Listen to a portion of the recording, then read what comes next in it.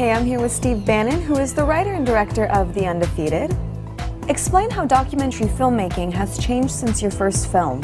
To anybody that's watching Gen Y TV, the technology is out there and it's only getting cheaper and it's only getting more accessible. All of my crews are basically my editing crew, my grips, gaffers, sound, everything. I use people under the age of 30. How do you determine which issues are most relevant? I tell filmmakers, particularly young filmmakers, you've got to find a topic that you're so passionate about because it's going to take you basically a year of your life to work on any film.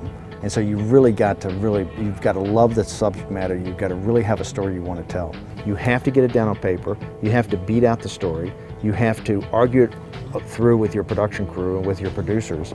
You have to really understand what you're trying to get and going to tell a story. Why Sarah Palin?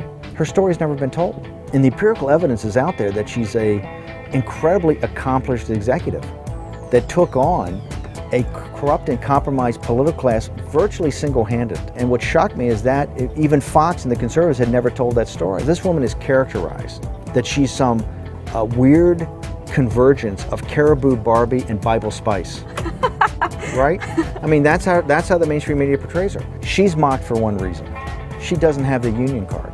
In the union card, she doesn't have an Ivy League degree. What I wanted to show was pop culture. It's very different. It's what your generation is saturated in. I do that for a reason. I am trying to get an emotional reaction out of an audience at the very beginning. How is it that what we're learning today is going to be affecting how we live tomorrow? The problem we have is crony capitalism. You have a unique convergence of big government, big business, and big finance, all colluded together to make decisions for themselves. In the Obama administration is the epitome of this. The baby boomers are the most spoiled, most self-centered, most narcissistic generation the country's ever produced. And now we're in the middle of a financial crisis which directly affects your generation, directly affects it.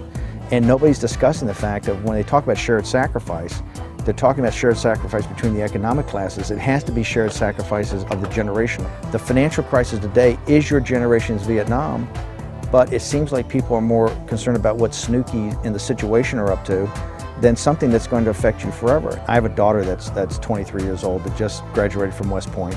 She's a logistics officer with the 101st Airborne in Iraq right now. I've noticed in following her and people at West Point and in the military that your generation is among the bravest generations we've ever had. The wars in Iraq and Afghanistan are two of the hardest wars the United States has ever fought. It's not like the first Gulf War, it's not like World War II.